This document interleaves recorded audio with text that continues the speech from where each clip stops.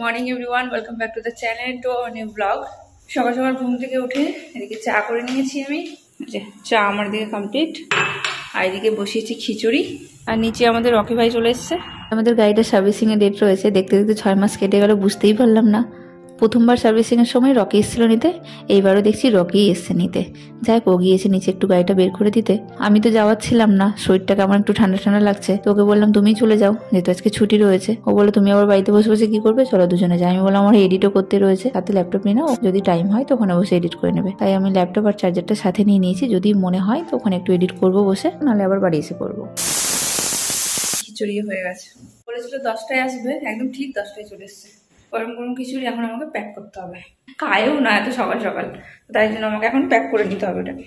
চলো দুজন মিলে বেরিয়ে পড়লাম। বাজে এখন 10:30 মতো। খাবারটাকে ক্যারি করলাম, খাওয়ার সময় হলো না, কারণ রকি একদম ঠিকঠাক সময় চলে এসছে। জাস্ট তাড়াহুড়া করে আমি খিচুড়িটা বানিয়েছি, সেটাকে ক্যারি করলাম। কারণ যেখানে সার্ভিসিং আমরা যাচ্ছি সেখানে খাওয়ার খুব একটা ভালো পাওয়া যায় না। প্রথমবার গিয়েছিলাম খাবার না নিয়ে গেছিলাম সাথে, তখন খাবার খুব একটা ওখানে ভালো পাইনি বলে টুকিটাকি খেয়েছিলাম। যেহেতু শনিবার আমরা খিচুড়ি খাই, তাই খিচুড়িটাকেই বানিয়েছি। এই যে আমরা এখন বিশ্ব বাংলা পেরোচ্ছি।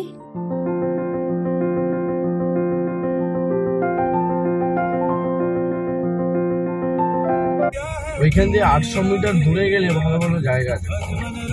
ঘটপুকুর বাজার। হ্যাঁ, ঘটপুকুরের ছাড়া কিছু পাবে না। বাড়িতে পুজো রয়েছে, তাই আমরা ভেবেছিলাম গাড়ি সার্ভিসিংটা যদি পুজোর পরে হতো তাহলে খুব ভালো হতো, কারণ বাড়িতে আমরা গাড়িটা নিয়ে যাওয়ার ছিলাম। আর প্রচুর তো ধুলো রাস্তায়, তাই ওখান থেকে আসার সময় যদি সার্ভিসিংটা হতো তাহলে খুব ভালো হতো।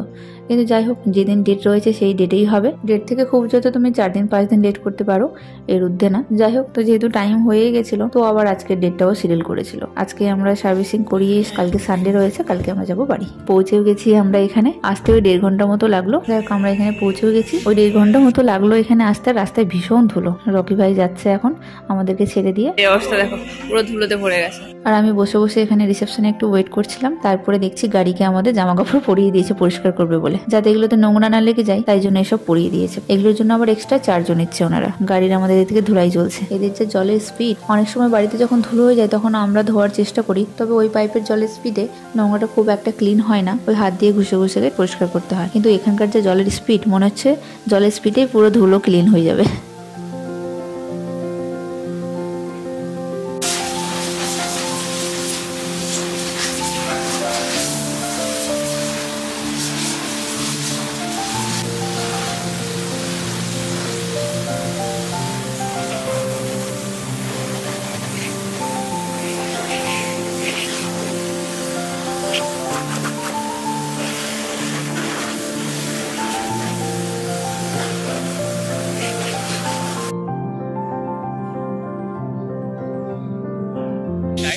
মেজর কিছু প্রবলেম নেই, যেহেতু বেশি কিলোমিটার চলেনি, মাত্র 525 কিলোমিটার চলেছে। লজ্জার বিষয় এটা, 6 মাসে মাত্র 525 কিলোমিটার। মানে যদি তুমি যদি গজও করো, প্রত্যেক মাসে যদি ধরা যায় 100 কিলোমিটার করে চলেছে। গাড়ি তো বেরই করা হয়নি। আগের ফ্লাইটে যখন ছিলাম তখন তো কিছু সমস্যার জন্য গাড়ি বের করা হচ্ছিল না, আর বের করতে সমস্যা হচ্ছিল ওখান থেকে। আর জায়গাটা ফ্লাইটে এসে যদিও বের করানো যায়, টাইম নেই, মানে দূরে যাতায়াত হয় তো ওই ড্রাইভার নিয়েই যাতায়াত হয়। যাই হোক, একটাই প্রবলেম ছিল, সেটা হচ্ছে ওই সিটি মোড আর ইকো মোডের যে বাটনটা, ওটা কাজ করছিল না। ওটা এখন ঠিক করে দিয়েছে, ওরা চেক করছে, বলে যা 10 মিনিট লাগবে, 10 মিনিট পর হচ্ছে গিয়ে জানাবে কি অবস্থা ওটা। আশা করি সেরকম মেজর কোনো প্রবলেম নেই। প্রচুর ধুলো এখানে। যাও যাও, ভেতরে কি বসো। ভেতরেই ছিলাম এতক্ষণ, বসে বাইরে এলাম। আমি আসতে চাইছিলাম না, শরীরটা একটু, গলাটা যেমন খুসখুস করছে।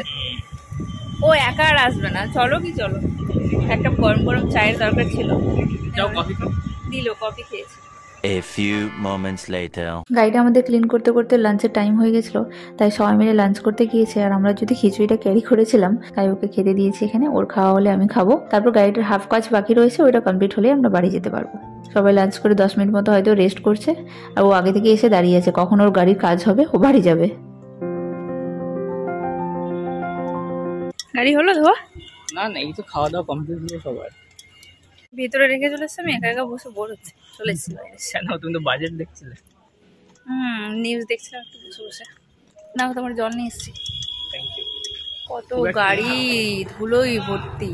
রাখো, আবার ধুলো ধুলো হয়ে গেছে।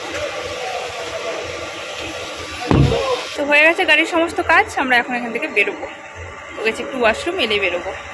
গাড়িটা এখন তো পুরো চাকাচাক লাগছে, এই ঝাঁ চকচকিটা আর থাকবে না, বাট বাড়ি যেতে যেতে মেবি ধুলোয় ভরে যাবে, কারণ রাস্তায় ভীষণ ধুলো ছিল। গাড়িটা এখনই ধুলো হয়ে গেল, আবার যেতে যেতে আবার ধুলোয় ভরে যাবে বলো। বেরোলাম আমরা এখান থেকে। গেট পাসটা তোমার কাছে না? হ্যাঁ,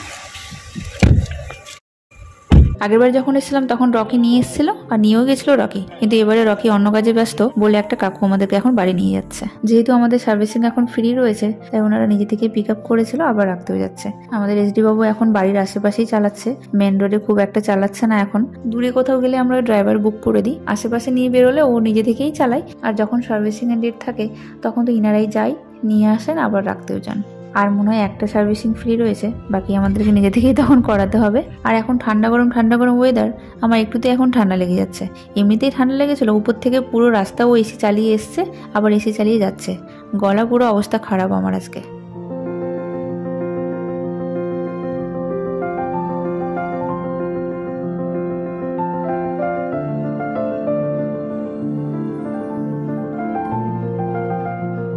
এখন বিশ্ব বাংলার কাছাকাছি চলেই এসেছি।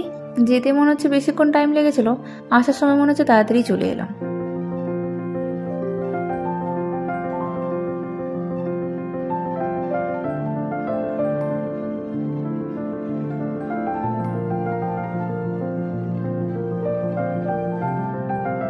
বাড়ির রাস্তায় চলেও এসেছি। আগের বিল্ডিং এ গাড়িটা বের করতে ঢুকোতে একটু অসুবিধা হতো, বাট এখানে সেই সমস্যাটা নেই। ও খুব ইজিলি নিজে থেকে ঢুকায়, বের করে কোনো অসুবিধা হয় না।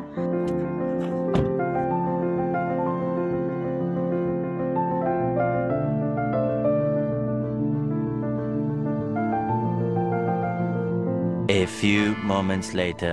বাড়িতে এসেই আমি আগে ফ্রেশ হলাম, ফ্রেশ হয়ে আগে গরম জল বসিয়েছিলাম। গলা এতটাই শুকনো হয়ে যাচ্ছে, শুধু মাঝে মাঝে আর শুধু শুকনো কাশি উঠছে, তাই ভাবলাম একটু গার্গিল করি। আর একজন তো স্নান করে যায়নি, এসেই ও স্নানে গিয়েছে। আর এই কাশির জন্য কথা বলতে ভীষণ অসুবিধা হচ্ছে। ব্লগটাকেও তাহলে এখানে এন্ড করছি আজকে। ব্লগটা কেমন লেগেছে অবশ্যই কমেন্টে জানিও, ভালো লাগলে একটা লাইক করে দিও। সবাই সুস্থ থেকো, ভালো থেকো, দেখা হচ্ছে একটা নেক্সট ব্লগে। টাটা।